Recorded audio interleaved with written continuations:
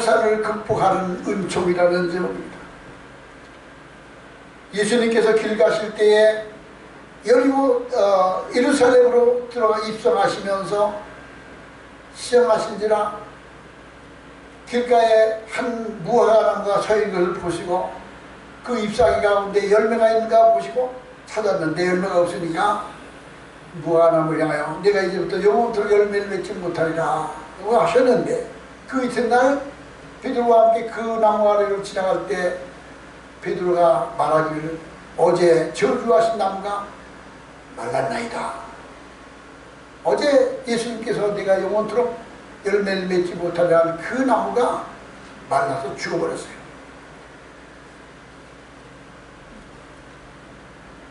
그게 베드로가 말하기를 어제 저주하신 나무가 말라 죽었습니다. 그러니까 예수께서 대답하여 이르시되 하나님을 믿으라. 내가 진실로 너에게 이르노니 누구든지 이 산도로 들려 바다 가운데 던지우라 하며 그 말하는 것이 이루어질 줄 믿고 마음에 의심하지 않으면 그대로 되리라. 그러므로 내가 너에게 말하노니 무엇이든지 기도하고 구하는 것은 받은 줄로 믿으라. 그리하면 너희에게 그대로 되리라. 서서 기도할 때 아무에게나 협의가 있거든 용서하라. 그리하여야 하늘에 계신 너희 아버지께서 너희의 허물을 사하여 주시리라 하시니라. 무화과나무가 말라 죽은 것을 보여주심으로 제자들에게 하나님을 믿으라. 누구든지 이 산으로 들려 바다 가운데 던지우라 하고 그 말할 것이 이룰 줄 믿으면 그대로 되리라. 이 말을 강조하시게요. 기적을 베풀어 주세요. 하박국서 3장 19절에는 주 여호와는 나의 힘이시라. 나의 발을 사슴과 같이 하사 나로 나의 높은 곳으로 다니게 하시리로다. 높은 곳으로 다니게 하시리로다. 누구든지 이 산으로 들리고 바다 가운데 던지려 하면 그 많은 것을 이룰 줄 믿고 의심하지 않으면 그대로이라. 이스라엘 백성들에게는 큰 산이라고 하는 그 산이 헬몬산입니다. 그 헬몬산은 요르단 북쪽에 있는 산으로 1년 사시사철 산 꼭대기에 눈이 녹지 않아 거기서 흘러내리는 물이 요단강으로 갈릴리 호수로 흘러드는 거예요. 그 헬몬산의 산 높이가 2814m라고 합니다. 우리나라의 백두산이 2744m, 이 백두산보다 100m가 더 높은 산이 헬몬산이에요. 큰 산을 상징하고 있어요. 이 큰 산은 뭘 말하는가? 우리가 신앙생활할 때 우리 앞에 다가오는 인간의 힘으로 극복할 수 없는 큰 문제, 난관, 역경을 큰 산으로 비유하고 있습니다. 사람들은 높은 산에 올라가기 위해 도전을 합니다. 세계에서 가장 높은 산은 저 에베레스트 산인데 그 산 위에 정상에 올라가기 위해 얼마나 사람들이 도전을 하는데 그 산에 가서 위험하여 잘못하면 조난사고로 죽습니다. 기록에 보면 1172년도 그 해에 삼형제 김기석, 김정석, 김호섭 삼형제가 산에 올라갔다 실족하여 거기서 사망했습니다. 한국 사람들 가운데 에베레스트 산을 등반하다 사망하여 조난당하여 사망한 숫자가 약 90명이 넘는답니다. 지금도 이제 지구온난화로 눈이 녹아내린 에베레스트를 가다 보면 너무도 많은 시체를 발견해요. 질리도록 시체를 본다는 거예요. 그 사람들이 다 그 높은 산을 정복하게 해요. 10년 전, 50년 전, 100년 전 산에 에베레스트를 도전하여 올라가다가 실족하여 눈사태에 의하여 산소 부족으로 사망한 사람들이 수도 없이 많다는 거예요. 높은 산을 말하고 있어요. 이와 같이 우리가 신앙생활할 때, 이 세상을 살아갈 때 사람의 힘으로 극복할 수 없는 어려운 난관과 문제가 우리 앞에 다가고 왔을 때 너희가 이 산으로 들려 바다 가운데 던지라 하고 그 말한 것이 이룰 줄 믿고 의심하지 않으면 그들이라. 우리 앞에 어려운 난관이 왔을 때 우리는 예수님의 은혜를 통하여 넉넉히 극복하고 넉넉히 해결할 수 있다는 걸 말해주고 있습니다. 주 여호와는 나의 힘이시라. 나의 발을 사슴같게 하사 나로 나의 높은 곳을 다니게 하시라. 하나님께서 능력 주시면 불가능을 극복한다는 말씀입니다. 그래서 빌립보서 4장 13절에 내게 능력 주신 자 안에서 내가 모든 것을 할 수 있느니라. 이것은 초능력을 발생시켜서 죽은 자를 살리고 바다의 가운데 풍랑을 잔잔하게 하고 오병이어를 베풀고 이런 것만 능력 주신 자한테 행하는 것이 아니라 인간의 힘으로 감당할 수 없는 지극히 큰 난관, 역경, 위험을 당할 때도 하나님의 능력 주시면 그것을 넉넉히 이길 수 있다고 하는 말씀인 것입니다. 그러므로 우리 그리스도인에게는 하나님의 은혜를 주시면, 하나님께서 능력 주시면 어떤 난관도 어떤 문제도 다 극복할 수 있다는 것을 말씀해 주고 있습니다. 신명기 32장 13절에 여호와께서 그러고 땅의 높은 곳을 타고 다니게 하시며, 하나님께서 하나님을 경외하는 자에게 땅의 높은 곳을 타고 다니게 하신다고 했습니다. 여기서는 하나님을 경외하며 하나님을 높이는 자, 하나님을 품고 그를 높이라 그리하면 그가 너를 높이리라, 그를 품으라 그가 그리하면 그가 너를 영화롭게 하리라. 하나님을 우리 마음에 품고 하나님을 높이며 살면 땅의 높은 곳을 다니게 한다는 말씀처럼 존귀함을 얻게 하는 것이며, 성루에 앉는 자들과 같이 앉는다는 말씀처럼 우리를 존귀함을 얻게 하며 또 높은 지위를 얻게 한다는, 높은 그런 위치를 차지하게 한다는 걸 말씀해 주고 있는 겁니다. 하나님께서 함께 하시면, 하나님의 은혜 주시면 우리의 발을 사슴같이 가벼워지게 하시며 건강하게 하시며 힘이 있게 하십니다. 어떤 질병도, 어떤 원수도, 전쟁도, 위기도, 전염병도, 가난도 두렵지 않습니다. 다 극복할 수 있게 하십니다. 하나님이 은혜 주시고 하나님의 능력 주시면 우리 발을 사슴 같게 하셔서 가벼워 힘있고 건강하게 하신다는, 우리 인간이 극복할 수 없는 어려운 문제, 난관에 역경이 다가와도 우리가 쳐다볼 수도 없는 큰 일을 감당하게 하십니다. 그러므로 이 시대에서 가장 강한 사람은 골리앗과 같은 초능력을 가진 사람이 아니라, 이 시대에서 가장 강한 사람은 눈에 보이지 아니하지만 하나님의 능력과 은혜에 붙들려 그 하나님의 은혜와 능력 안에서 사는 사람, 하나님이 도와주시는 사람이 가장 강력한 힘 있는 사람이 되는 겁니다. 그래서 다윗은 말하기를 나의 힘이신 여호와여 내가 주를 사랑하나이다. 하나님을 사랑하는 자, 하나님의 사랑을 입은 자가 강한 사람이며 존귀한 사람이 된 것입니다. 여호와는 나의 반석이시요 나의 요새시요 나를 건지시는 이시요 나의 하나님이시요 내가 그 아래 피할 바위시요 나의 방패시로다. 나의 구원의 뿌리시요 나의 산성이시로다. 내가 찬송과 드릴 여호와께 하리니 내 원수들에게서 내가 구원을 얻으리로다. 다윗이 고난을 당할 때 너무도 많은 위기가 다가왔습니다. 사울왕이 다윗을 잡게 하여 특공대를 조직하여 3,000명을 거느리고 다윗을 추격하며 현상금을 걸고 다윗을 잡았다. 다윗은 홀몸이 아닙니다. 자기를 따르는 부하들이 600명이나 되는 부하들과 함께 도망다니는 그 이스라엘 땅이 얼마나 좋습니까? 충청남북도만한 땅, 강원도만한 고초먼 땅에서 3,000명의 특공대가 다윗을 잡아 쫓아다니니, 그러니 잠잘 데가 어디 있으며 먹을 것이 어디 있겠습니까? 그러니까 말할 수 없는 역경을 당하는 거예요. 지치고 지쳤어요. 그래서 다윗은 믿음을 버립니다. 믿음이 식어집니다. 내가 필경 이렇게 쫓겨다니다 사울의 손에 죽겠구나. 사무엘상 27장에 그럽니다. 다윗이 내가 이렇게 쫓겨다니다 필경 사울의 손에 죽을 것 같구나. 내가 어찌하면 좋을꼬. 믿음이 약해지고 낙심하게 됩니다. 그러자 그는 살방병을 찾아서 북경을 넘어 아말렉을 블레셋을 향하여 가드왕 나기스에게 찾아가서 내가 당신의 부하가 될 테니까 나를 살려달라고 목숨을 구걸합니다. 그 믿음의 다윗이 위기를 만날 때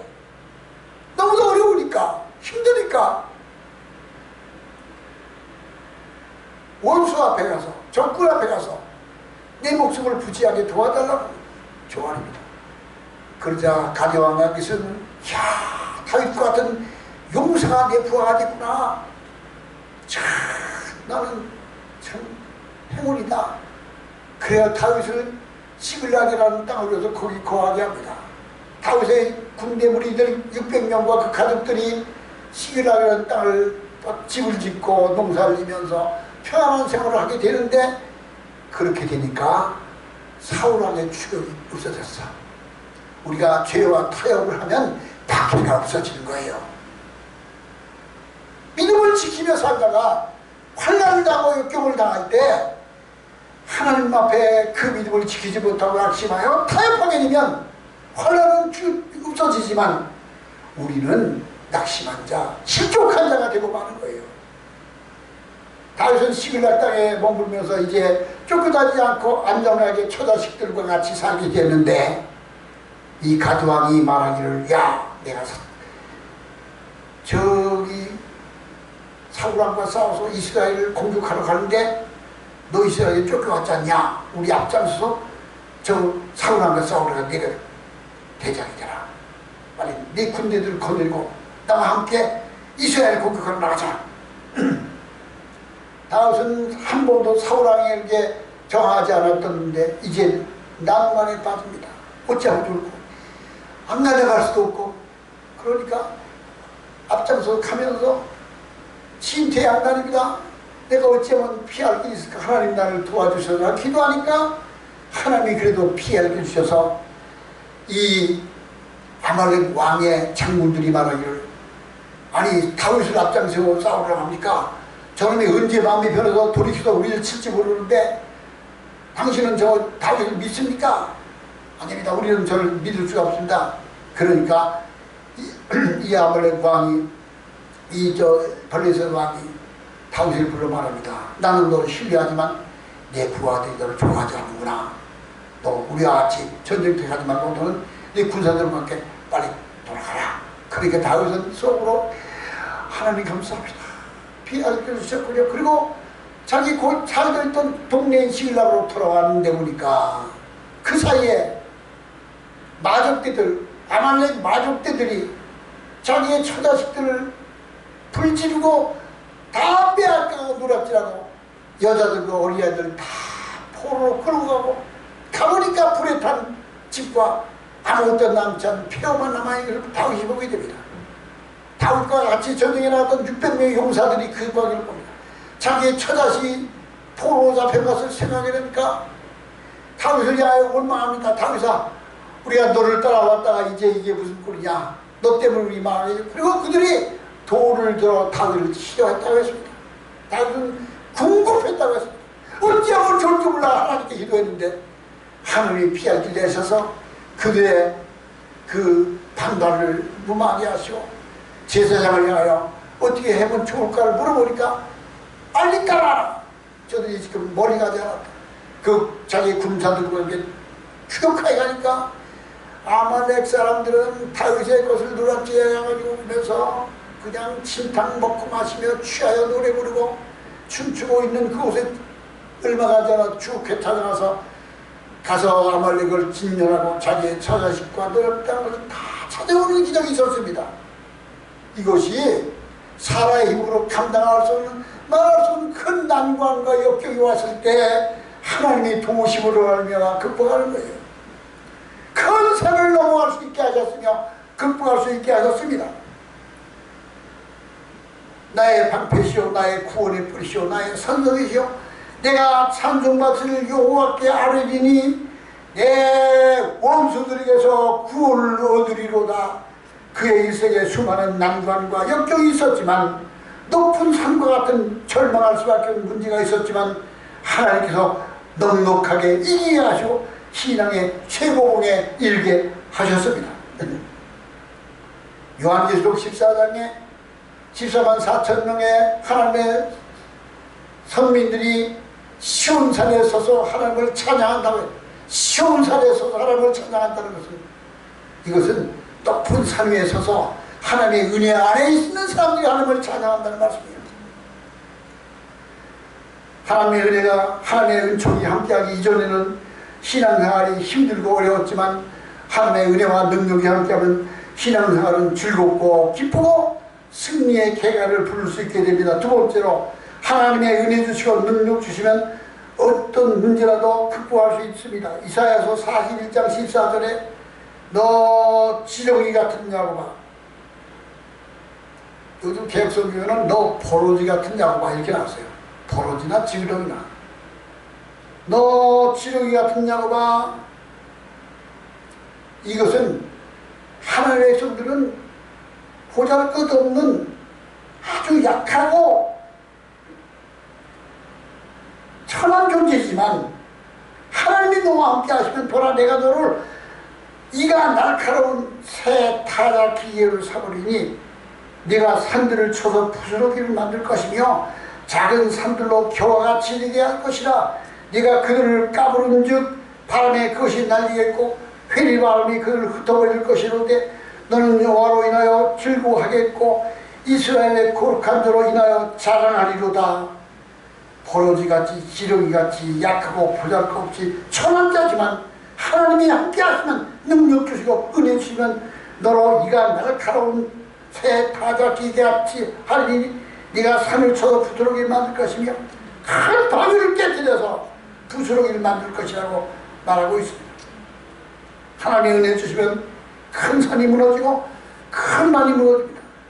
여기 타자 기계는 저 건설회사에 가면 아스콘 회사에 가면 돌을 깨뜨려 부숴서 자갈을 만드는 회사가 있어요. 큰 바위도 산산조각 만들어 모래를 만들고 자갈을 만들어서 건축자재를 쓰는 거예요. 이와 같이 하나님이 능력시면 우리 앞에 있는 태산과 같은 바위와 같은 문제도 산산이 부수어 버리고 해결하여 준다는 겁니다. 그것은 바로 우리가 하나님 앞에 심령이 약하여져서 깨어지고 회개할 때 하나님의 은혜가 함께할 때 우리 앞에 다가오는 문제가, 난제가 다 물러가고 산산조각같이 부수어진다는 겁니다. 역대하 7장 14절에 내 이름으로 일컫는 내 백성이 그 악한 길에서 떠나 스스로 낮추고 기도하여 내 얼굴을 찾으면 내가 하늘에서 듣고 그들을 죄를 사하고 그들의 땅을 고칠 것이라. 내 이름으로 일컫는 내 백성이 그들의 악한 길에서 떠나 스스로 낮추고 기도하며 내 얼굴을 찾으면 죄를 자백하면 내가 하늘에서 듣고 그들의 죄를 사하고 그 땅을 고쳐주실 것이라고 말씀하고 있습니다. 세 번째로, 하나님의 은혜를 주시면 에베레스트 산 같은 큰 산, 헬몬산 같이 백두산 같은 큰 산을 평지가 되게 하시리라. 스가랴서 4장 7절에 큰 산아 네가 무엇이냐, 큰 산아 네가 무엇이냐, 스룹바벨 앞에 평지가 되리라. 이 말은 바벨론 포로에 돌아온 이스라엘의 지도자 스룹바벨이 성전을 가져갈 때 주변에 있는 많은 나라들이 스룹바벨을 무시하고 조롱하며 성전 건축을 방해합니다. 그들의 파괴가 얼마나 극심했는지 스룹바벨이 낙심할 수밖에 없었습니다. 그런데 하나님께서 말씀하시기를 큰 산아 네가 무엇이냐, 넌 스룹바벨 앞에 평지가 되게 하리라. 무서워하지 말라. 나라면 큰 산이 평지가 되게 하시라 라고 말씀하십니다. 우리가 신앙생활을 할 때 얼마나 많은 난관이 있고 역경이 있습니까? 그런데 이와 같은 난관과 역경이 있었을 때 하나님이 은혜 주시고 능력 주시면 평지가 되게 하고 다 무너뜨리고 산산조각내게 승리하게 하신다는 걸 말씀해 주고 있습니다. 어느 선교사의 간증을 보면 인도네시아의 선교지 따라롱설 지역에서 회교도들이 많은 동네에서 선교하던 한국인 선교사가 있었습니다. 그 동네에다 예배당을 지었습니다. 그때 그 동네 이교도들은 예배당에 돌을 던져 유리창을 깨뜨리고 이 선교사를 방해하고 박해하기 시작합니다. 말로 다할 수 없는 어려움이 다가옵니다. 태풍이 불어왔는데 예배당 바로 옆에 있는 큰 나무가 기울여서 교회 쪽으로 기울여서 그 나무가 넘어지기만 하면 교회는 산산조각이 날 지경이 됐습니다. 이 선교사는 하나님의 기도할 수밖에 없어요. 그 동네 사람들은 예배당을 박해하고 돌을 던지고 그 선교사를 무시하고 있어요. 그는 하나님의 기도할 수밖에 없습니다. 하나님께 간절히 기도했습니다. 하나님의 이 어려움을 극복하게 해달라 기도해. 그런데 어느 날 몹시 큰 비가 내리며 천둥번개가 치고 낙뢰가 떨어지는데 그 낙뢰가 떨어지면서 그 나무가 교회로 무너지면 교회가 무너질 수밖에 없는데 큰 병력과 낙뢰가 떨어지는데 이 낙뢰가 그 나무를 쳤는데 교회로 무너진 게 아니라 반대편으로 넘어져 버렸어요. 그 교회는 무사했어요. 근데 그 반대편에는 어떤 집이 있는데 그 집이 그 나무에 깔려서 산산조각이 나고 그 나무 그 부서진 집에 사는 사람이 누군가 하면 박해하는 자의 지도자가 있어요. 교회를 박해하고 목사를 못사게 굴던 자가 살던 집이 산산조각이 나고 그 집이 무너져 버리니까 동네 사람이 그걸 보고서 아니 예배당 쪽으로 무너질 것 같이 기울어졌던 것이 반대편으로 쓰러지면서 그 집이 박해하는 자 집이 무너지는 걸 보니까 사람들이 하나님의 예식을 알고 무서워하면서 다시는 교회를 박해하지 못하겠다는 거예요. 그리고 복음에 많이 전파되었다는 말씀하고 있습니다.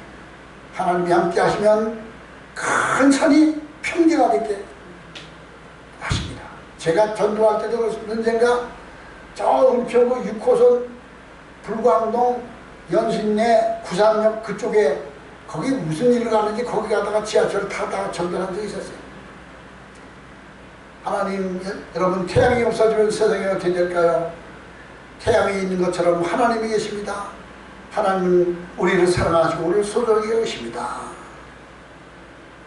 그리고 그 하나님은 우리 모두를 사랑하시고 소중하게 여기시는데 그분이 사람이 돼서 우리를 찾아오셨습니다. 그분이 누굴까요? 그분이 예수님이에요.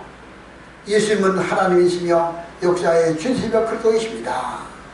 세계 모든 사람들이 예수님이 탄생한 때부터 기원을 세고 생년원을 세는 이유가 예수님이 하나님이고 역사의 주이고 그리스도이기 때문입니다. 여러분 예수님은 하나님입니다. 예수님은 역사의 주님입니다. 예수님은 그리스도입니다. 여러분 예수 믿으세요? 이 전도하는데 다 잘 듣는데 의자에 앉았던 40도 안 된 젊은 녀석인데 나는 향하 소리 지르기를 조용히 하시오. 당신이 교회 가서 하시오. 소리 질러요. 그러면 저는 그냥 대꾸를 하잖아. 그냥 죄송합니다. 그리고 돌아서 다시 하면 돼.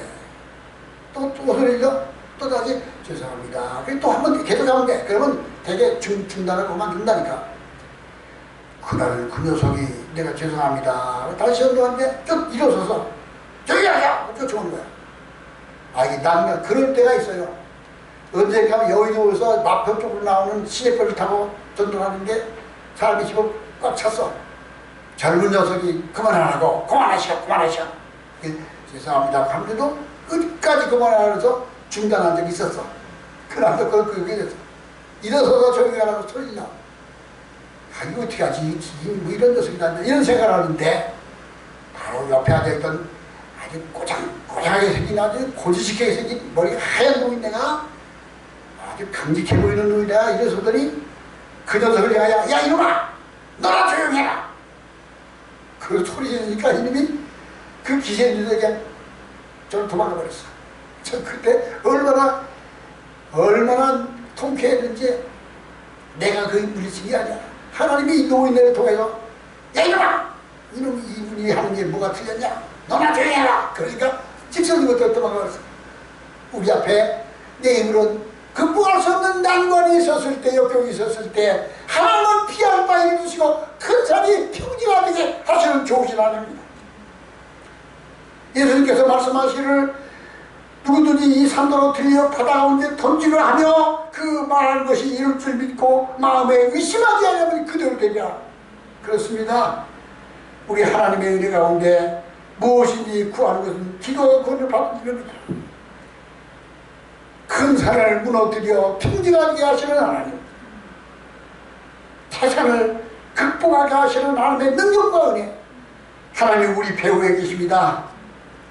어떤 난관과 어려움이 있어 두려워하지 마십시오. 의를 행하다가 복음을 전하다가 당하는 환난과 핍박은 은총입니다. 그것을 피하고 타협하면 박해는 그치지만 하나님의 생각도 그치는 것입니다.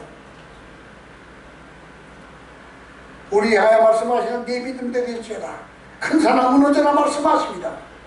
예수님은 우리 앞에 다가오는 난관과 역경보다 더 큰 온 인류의 죄를 다 대속하시고 우리를 구원하시는 십자가를 지셨습니다.